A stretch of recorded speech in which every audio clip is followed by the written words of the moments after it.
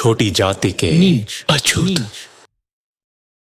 जब एक इंसान को इंसान कहने से इनकार कर दिया जाए तो उसका जीवन नहीं, उसका संघर्ष शुरू होता है। मैं हूं भीमराव और मेरा पहला संघर्ष मेरा बचपन था। 14 अप्रैल 1991 मध्य प्रदेश का एक छोटा सा छावनी क्षेत्र मऊ, वहीं मेरी आंख खुली एक ऐसी दुनिया में जहां मेरा नाम भी बोझ था। हमारे परिवार में कुल 14 भाई बहन थे, लेकिन नियति ने ज्यादातर को हमसे छीन लिया। मैं सबसे छोटों में था। मेरे पिता रामजी मालोजी सकपाल ब्रिटिश फौज में सूबेदार, विद्वान थे, अनुशासित थे। वो चाहते थे कि उनके बच्चे उस अंधेरे को छोड़ें जिसमें वे खुद पले बढ़े थे। वो कहते थे, भीमराव, पढ़ाई ही वो दीप है जो इस जाति के अंधकार को काटेगा। कई लोग मेरा नाम बाबा साहेब से जानते हैं, लेकिन मेरा जन्म एक साधारण नाम से हुआ था, भीवा। मेरे पिता ने उस नाम को बदला और मुझे दिया एक ऐसा नाम जो मेरे जीवन की दिशा तय करेगा, भीमराव।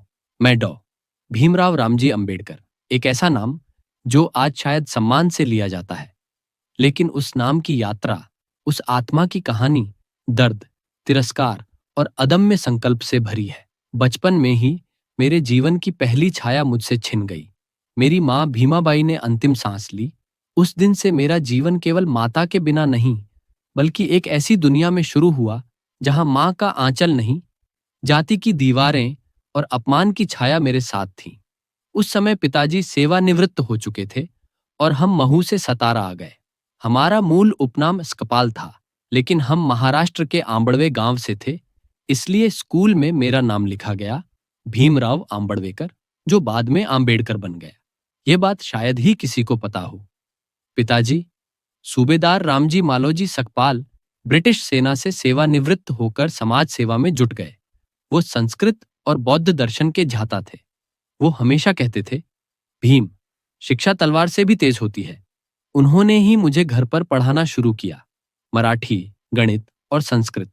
लेकिन उस समय समाज मुझे विद्यार्थी नहीं, महार कहता था। पर स्कूल का पहला दिन, मैं 5 साल का था। पिताजी ने स्कूल में दाखिले के लिए मेरी जाति छिपाई, पर शिक्षक ने पूछा, तुम महार हो? मेरी खामोशी मेरे जन्म का परिचय बन गई। फिर क्या था, उसी दिन से मुझे कक्षा के अंदर नहीं, दूर जमीन पर दरवाजे के पास बैठाया गया। न पानी पीने की इजाजत, न दोस्ती की छाया, बस एक अलग थलग बच्चा जिसके होंठों पर प्यास थी और आंखों में आग। मेरे जीवन का सबसे अनसुना सत्य शायद ये है, मेरी बहन मंजुला, जब घर में पैसे नहीं थे, उसने अपनी शादी की चूड़ियां तक बेच दी ताकि मैं पढ़ सकूं, आगे बढ़ सकूं। उसने मुझसे कभी कुछ नहीं कहा, लेकिन जब उसके हाथ खाली दिखे, तब मैंने समझा वो मेरी पढ़ाई के लिए खुद खाली हो गई। हम 5 भाई बहन बचे थे, बलराम, आनंदराव, मंजुला, तुलसा। हम सबने माँ की कमी को बांटा, पर सबका प्यार मुझे माँ की ममता की तरह मिला। हर एक ने मेरी आंखों में एक सपना देखा और कहा, भीम, तू आगे बढ़, तू रुकेगा नहीं।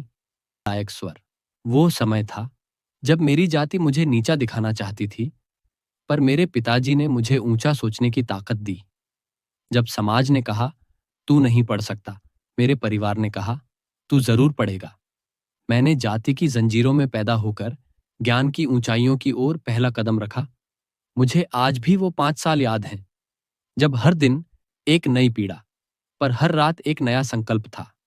मेरा बचपन एक ऐसा संघर्ष था जिसने मुझे भीम से बाबा साहेब बनाया। धीरे धीरे अंत की ओर जाते हुए ये मेरी कहानी का सिर्फ आरंभ है। अब मैं इस चैनल के माध्यम से अपने जीवन की हर वो सच्चाई, हर वो संघर्ष और हर वो विचार आपके सामने रखूंगा जिससे आपने अब तक सिर्फ इतिहास की किताबों में झलक पाई है।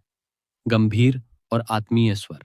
अगर आप चाहते हैं कि मेरी आवाज भारत के कोने कोने तक पहुंचे, तो इस चैनल द अंबेडकर टाइम्स को सब्सक्राइब कीजिए और मेरी इस यात्रा को दूसरों तक पहुंचाइए, क्योंकि अब मैं नहीं रुकूंगा जब तक मेरा हर विचार हर भारतवासी तक न पहुंचे। मुक्ति का स्वर। मैं डॉ भीमराव रामजी अंबेडकर हूं, एक शोषित समाज का सपना जो अब जाग चुका है।